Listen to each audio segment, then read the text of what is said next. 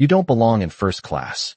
The sentence didn't echo. It sliced through the boarding lane like a blade, sharp enough to stop conversations mid-breath and turn heads in perfect unison. Malik Jefferson stood still, one hand loosely holding his boarding pass, the other resting by his side like he had all the time in the world. He wore a plain black hoodie, dark jeans, sneakers that had seen better days. Nothing about him matched the polished image the airline sold in glossy ads. And that was exactly the problem. The flight attendant, Nicole Harris, didn't blink. She didn't check twice. She didn't even scan the code again. She just looked at him, then at the line behind him, and made a decision that had nothing to do with data and everything to do with assumption. Sir, economy is boarding after this group, she added, already reaching for the next passenger like Malik had expired. Malik didn't move, didn't argue, just looked at her, steady, unreadable. Around him, the line shifted. A man in a tailored suit leaned slightly to the side to get a better look. A woman behind him whispered something under her breath, the kind of whisper meant to be heard just enough. Then came the moment that changed everything. Nicole reached forward and took the boarding pass from Malik's hand. Not gently, not professionally, just quick and dismissive. She glanced at it for less than a second before tearing it clean down the middle. The sound was soft, but in that moment, it felt louder than the engines outside. You can't board with this, she said flatly, already turning away. A white couple standing just behind stepped forward almost immediately, their matching carry-ons rolling smoothly over the carpet as if the path had been cleared just for them. Right this way. Nicole smiled, her tone shifting like a switch had been flipped. Malik watched it all without a word. No reaction, no raised voice, just silence. The kind of silence that doesn't shrink, it expands. A young trainee standing near the gate hesitated, her eyes flicking between Malik and the torn pass on the floor. I think his ticket scanned green earlier, she said quietly, almost unsure if she was allowed to speak. Nicole didn't look back. Then it was a mistake, she replied, already ushering the couple forward. Malik bent down slowly, picked up the two halves of his boarding pass, and straightened them between his fingers like he was aligning something bigger than paper. His expression didn't change, but something in the air did. Because what no one in that boarding lane realized, not Nicole, not the couple, not the watching passengers, was that Malik Jefferson wasn't trying to catch a flight. He was about to expose one. And the clock had already started. Malik Jefferson did not rush. He did not raise his voice or demand an explanation. Instead, he stepped forward with the same quiet control that had built billion-dollar decisions in rooms far more hostile than this boarding gate. He held the torn boarding pass between his fingers for a moment longer, then slipped both halves into the pocket of his hoodie like evidence being preserved. Around him, the line kept moving, but the energy had shifted. Conversations were quieter now, more cautious. People were watching, always watching. Nicole continued scanning passengers as if nothing had happened, her smile returning on command, her tone polished again. Welcome aboard. Enjoy your flight, she repeated, over and over, like a script she had memorized. But every few seconds, her eyes flicked back toward Malik, checking if he had moved, checking if he would cause a scene. He did not. He simply stood there, calm, still, present. The trainee, Mia Lang, shifted her weight from one foot to the other, her badge catching the overhead light. She looked at Malik again, then at Nicole, then back at the screen in front of her. Something did not sit right. Nicole, she said quietly, trying to keep her voice professional. The system still shows seat 2A assigned to Malik Jefferson. Nicole did not even turn around. Then the system is wrong, she replied, her tone sharper now, less patient. Fix it. Mia hesitated. But it scanned green earlier. I saw it myself. That was when Nicole turned. Slowly. Deliberately. The kind of turn that carried authority, not curiosity. Are you questioning me? She asked. The question was soft, but it landed heavy. Mia swallowed. No. I just thought. Then do not think. Nicole cut in, her voice dropping just enough to keep the moment contained, but still firm enough to shut it down. Follow procedure. The word procedure hung in the air like a shield. It always did. Malik watched the exchange without moving, his eyes steady, absorbing every word, every glance, every decision. This was not new to him. He had seen this pattern before, in different rooms, different cities, different industries. The language changed. The tone changed. But the outcome was always the same. Someone decided who belonged, and someone else paid the price for that decision. A man a few spots back pulled out his phone, pretending to check a message but angling the screen just enough to capture what was happening. A woman beside him whispered, "This does not feel right." Another passenger shook his head slightly, but said nothing. Silence, Malik knew, was part of the system too. Nicole turned back to her console and began typing. Fast, efficient. Her fingers moved with purpose, but not transparency. Mia leaned slightly to the side, just enough to catch a glimpse of the screen. For a split second, she saw it. The name, Malik Jefferson. Seat 2A confirmed. And then it was gone. Replaced. Cleared. As if it had never been there. Mia's breath caught. That was not a correction. That was a decision. Nicole, did you just remove him from the manifest? She asked, her voice barely above a whisper now. Nicole did not answer right away. She finished typing, pressed enter, and only then looked up. There is no Malik Jefferson in first class, she said, flat and final. The sentence did not just dismiss him. It erased him. Malik exhaled slowly, almost imperceptibly, like a man marking the exact moment a line had been crossed. Not loudly, not dramatically, just enough to register. Then he reached into his pocket and pulled out his phone. No rush, no hesitation. He unlocked it with a single motion and lifted it to his ear. Rachel, he said, his voice calm, controlled, unmistakably certain. A pause. Then, we are live. Begin full audit. Timestamp everything from gate B14. Around him, nothing had changed. The boarding continued. The announcements played. The engines outside hummed like they always did. But something unseen had just been set in motion. And Malik Jefferson was no longer just a passenger standing at a gate. He was now the center of a system about to be tested in real time.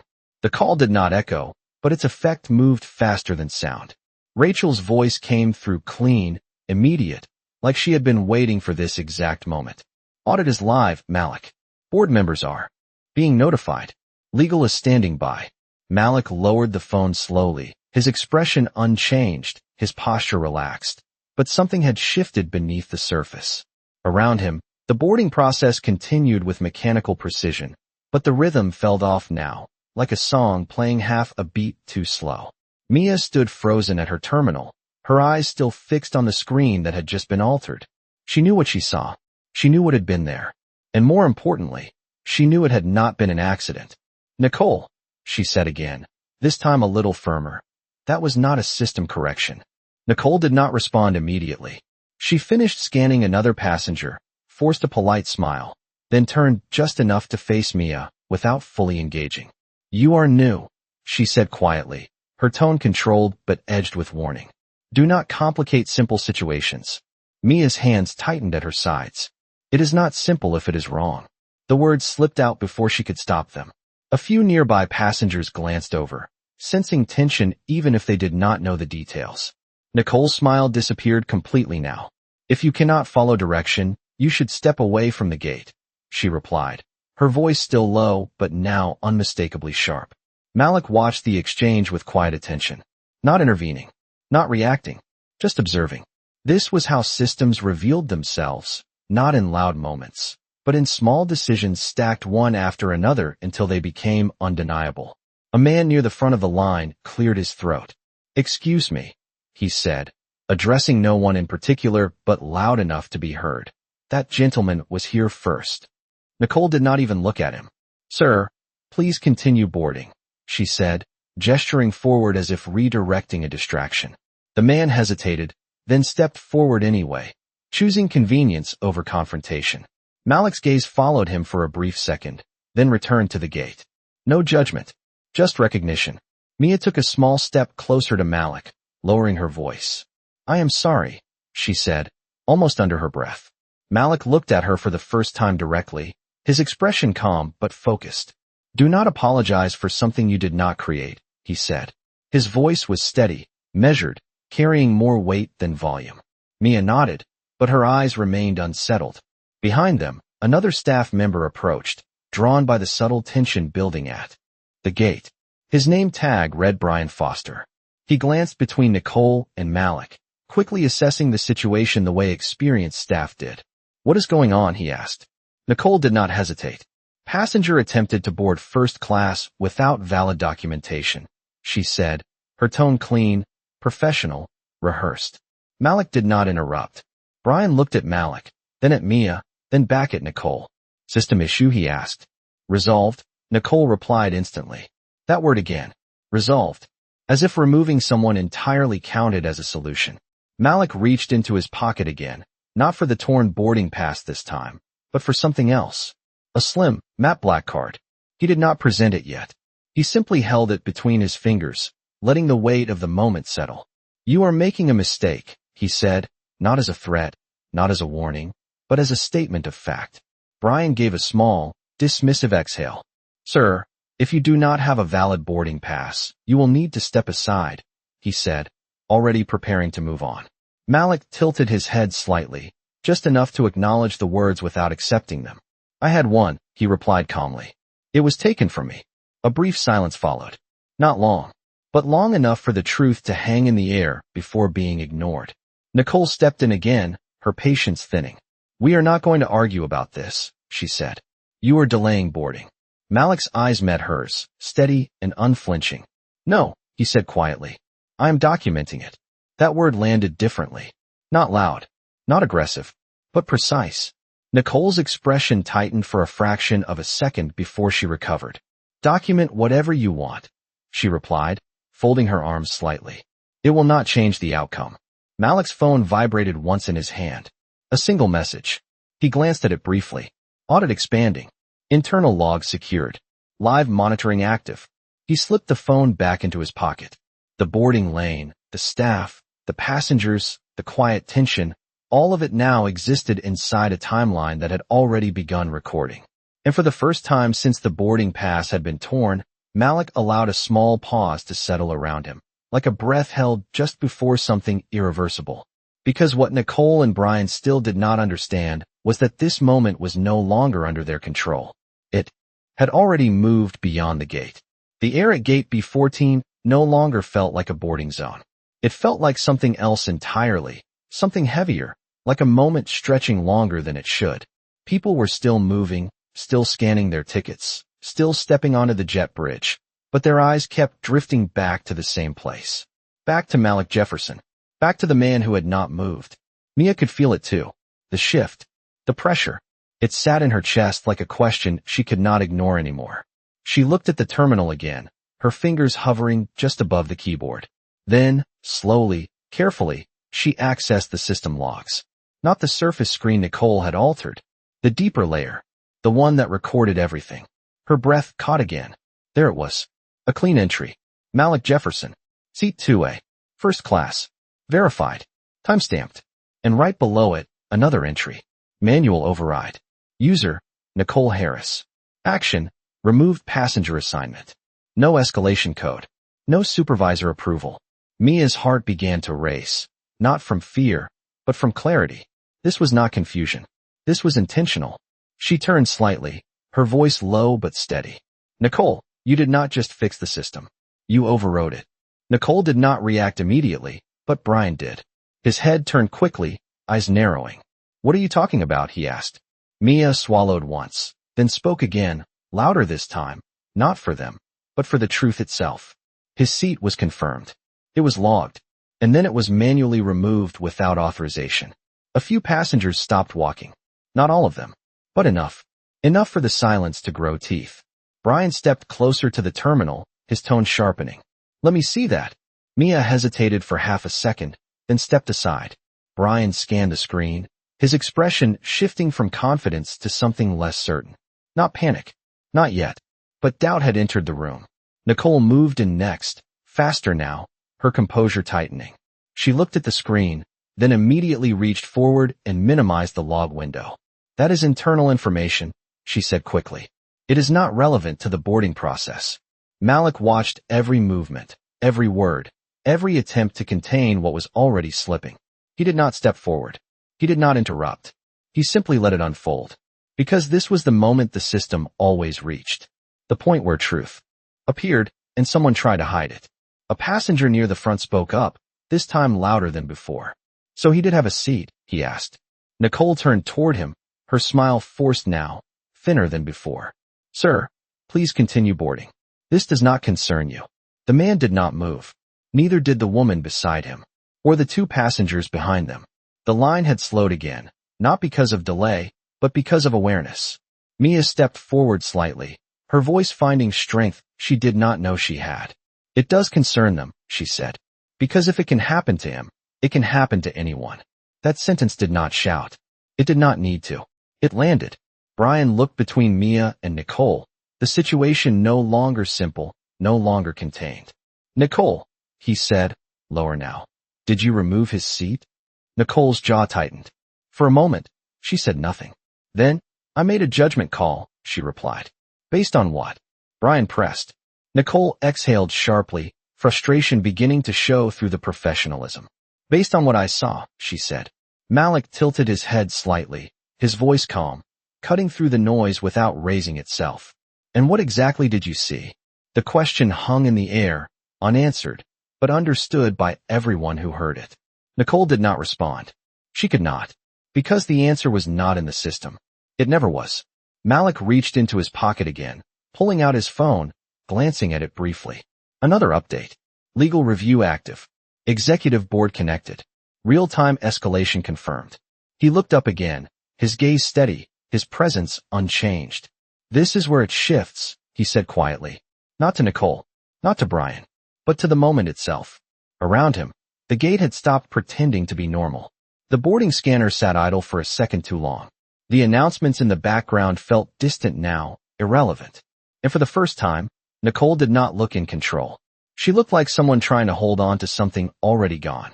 Because what had started as a quiet dismissal had now become something else entirely. Something visible. Something undeniable. And it was no longer just Malik Jefferson standing at gate B14. It was the truth standing with him. The silence did not break all at once. It cracked slowly, like pressure building beneath something that could not hold. Much longer. Malik Jefferson stood exactly where he had been, but the space around him had changed. The distance between him and the gate was no longer physical. It was psychological. A line had been drawn, and now everyone could see it. Mia remained by the terminal, her hands steady now, her eyes no longer uncertain. She had crossed her own line the moment she chose to speak. There was no going back to pretending this was just another boarding process. Brian shifted his stance, glancing between the passengers, the screen, and Nicole. His voice lowered, but the tension in it was unmistakable. We need to fix this, he said, not as a suggestion, but as a necessity. Nicole did not respond immediately. Her posture remained upright, controlled, but her eyes moved faster now, calculating, searching for a way to regain control. There is nothing to fix, she said finally, her tone tight, defensive. The passenger does not have a valid boarding pass. Malik's voice came through, calm, precise. You destroyed it. That was the first time he had said it out loud. Not louder, just clearer. Nicole's gaze snapped toward him. You cannot prove that, she replied quickly. Malik did not react to the challenge. He did not need to. You already did, he said. He nodded slightly toward the terminal, toward the logs, toward the truth that had already been exposed. A few passengers shifted closer now, not aggressively, but with intention. They were no longer just observers.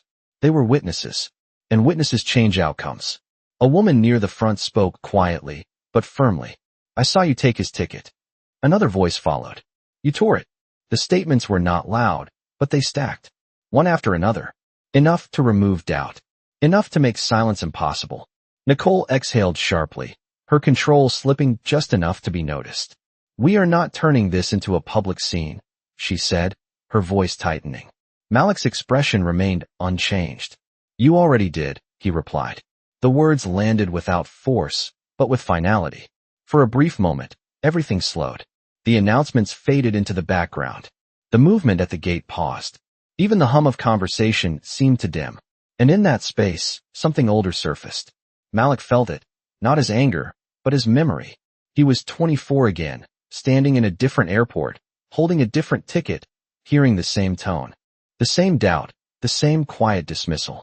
We are going to need additional verification, they had said back then. He had complied. Waited. Watched other passengers move ahead without question. That day had not been loud either. It had been quiet. Controlled. Just like this. But it had stayed with him. Not because of what was said, but because of what it revealed. Malik blinked once, returning to the present, his voice steady when he spoke again. This is not about a seat, he said. It never was. Brian looked at him now, really looked, as if trying to understand something he had missed before. Then what is it about, he asked. Malik held his gaze. It is about who you decide belongs before you check the facts. The words settled into the space between them, heavy, undeniable. Mia nodded slightly, almost to herself, as if confirming something she had just learned in real time. Nicole folded her arms, her composure tightening again, but it felt different now. Less authority, more resistance. You are overcomplicating a simple boarding issue, she said. Malik shook his head slightly. No, he replied. You simplified something complex. Another pause. Then his phone vibrated again. This time longer. He did not rush to check it. He already knew what it meant. The system had moved forward. The process was no longer contained. Around them, a few passengers had begun recording openly now, no longer pretending. Not for spectacle, but for record. For accountability. Malik finally glanced down at his phone. A single line stood out. Executive access confirmed. Command authority active. He locked the screen again and looked up, his voice unchanged, but carrying something new beneath it. This is your last opportunity to correct this, he said. Not as a threat, not as a demand, but as a fact placed carefully in front of them. Brian hesitated, his uncertainty now visible. Nicole did not. We are proceeding with standard protocol, she said firmly. Malik nodded once, slow, deliberate. Then so will I, he replied. And just like that, the moment tipped. Not loudly, not dramatically, but definitively, because what Nicole still believed was a situation had already become a decision. And decisions, Malik knew, always come with consequences. The shift did not need an announcement. It was already happening. Malik Jefferson stood still, but everything around him had begun to move in a direction. No one at gate B14 could control anymore. His phone remained in his hand, not raised, not hidden, just present, like a quiet signal that something larger was now in motion. Rachel's voice returned, steady and precise, cutting through the silence in his ear. Full audit has expanded beyond gate operations. We are pulling crew logs, override histories, and passenger impact data. The board is watching in real time. Malik did not respond immediately. He let the words settle, let the moment stretch just long enough to feel the weight of what had been triggered. Then, calmly, include all manual overrides from the last 30 days. Flag every unauthorized removal tied to first-class seating. A brief pause. Already in progress, Rachel replied. Malik lowered the phone again, his gaze returning to Nicole and Brian.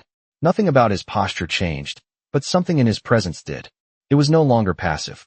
It was precise. Nicole noticed it, even if she did not understand it fully. Are you done? She asked, her tone sharper now, less controlled. Malik met her eyes. I have just begun. The words were quiet, but they did not ask for permission. Brian shifted again, his earlier confidence now thinning under the pressure of too many unanswered questions. What exactly do you think you are doing? He asked. Malik tilted his head slightly. Documenting a pattern, he said. Not just a moment. That word lingered. Pattern. It suggested something larger. Something repeated. Something that could not be dismissed as a one-time error. Mia felt it immediately. She glanced back at the terminal, then at the log she had seen. One entry had been enough to raise concern. But if there were more, if this had happened before, her stomach tightened.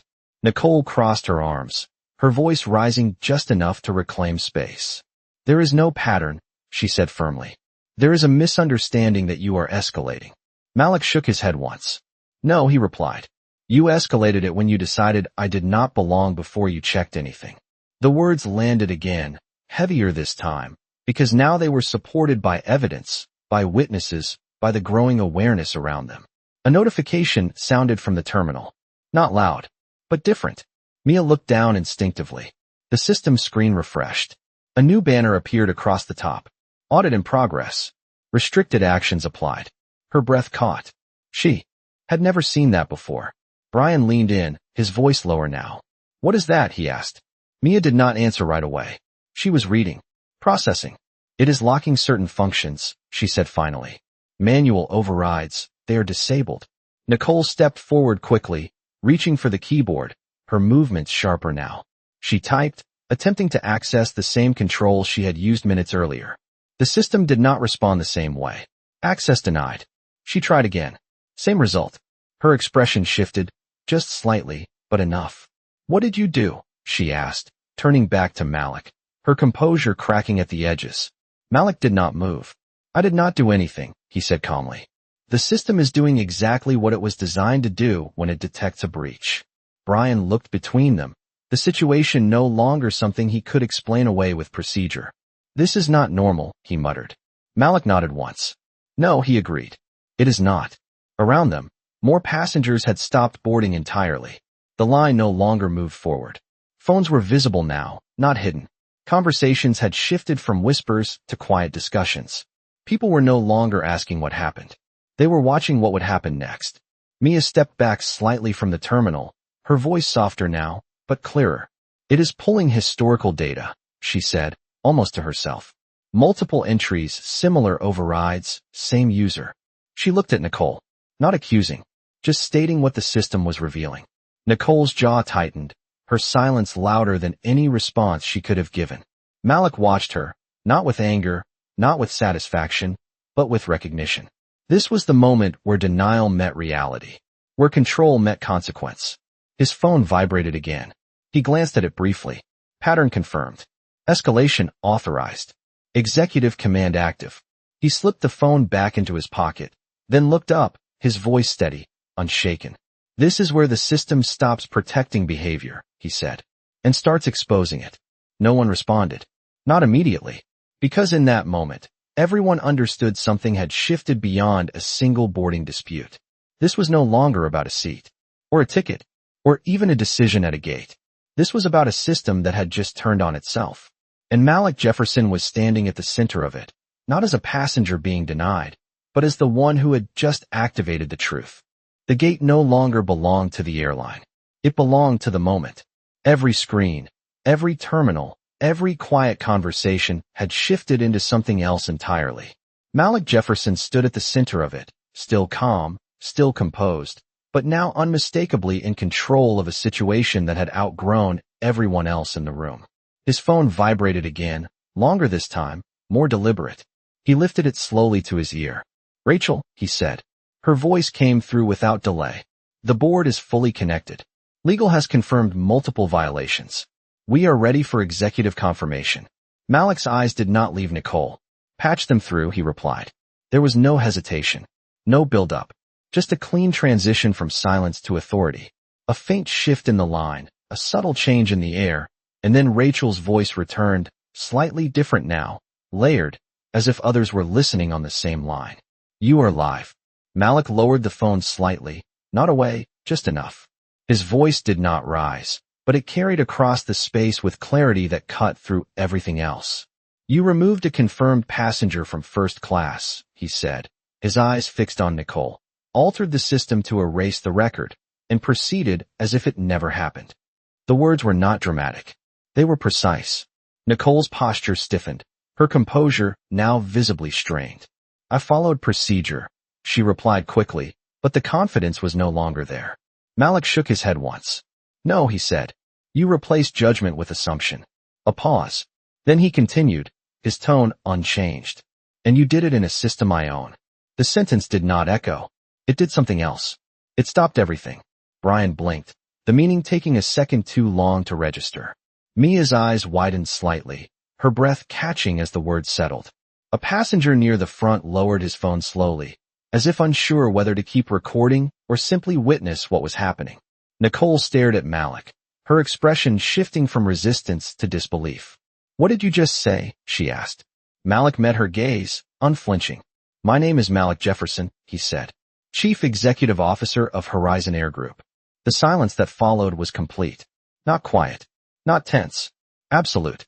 It erased the background noise, the announcements, even the movement of people nearby. Everything paused. Brian stepped back half a step without realizing it, his earlier certainty gone.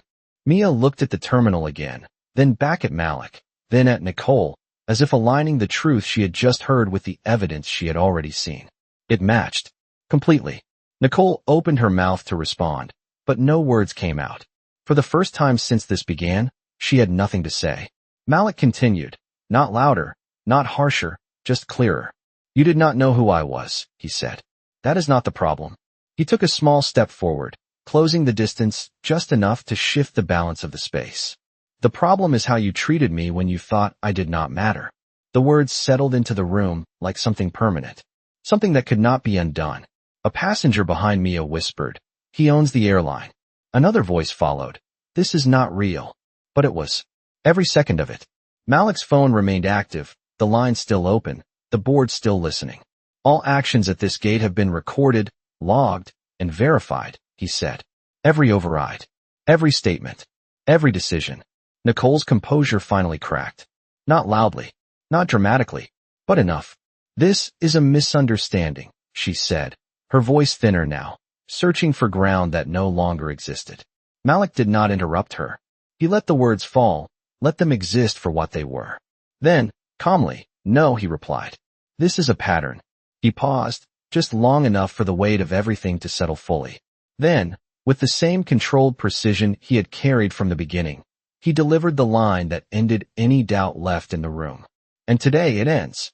The silence did not stay silent for long. It broke in layers. First with a breath, then with a whisper, then with the unmistakable shift of people realizing they were standing inside something far bigger than a boarding delay. Malik Jefferson did not move after his final words. He did not need to. The weight of them was already doing the work. Nicole stood frozen, her arms no longer crossed, her posture no longer controlled. She looked at Malik, then at Brian, then at the terminal, as if searching for something that could reverse what had just happened. There was nothing. Brian exhaled slowly, his voice barely above a whisper. Is this real? He asked, not to anyone in particular. Mia answered without hesitation. Yes, she said. It is. The terminal confirmed it before anyone else could question it further. The screen refreshed again, this time not with a warning, but with action. Access revoked. Nicole Harris. Brian Foster. The words appeared clean and final across the system interface. Nicole stepped forward instantly, reaching for the keyboard again, her movements sharper now, more urgent. She typed quickly, attempting to regain control, to override the override. The system did not respond. Access denied. Again, her breath caught, her fingers hovering over keys that no longer recognized her authority.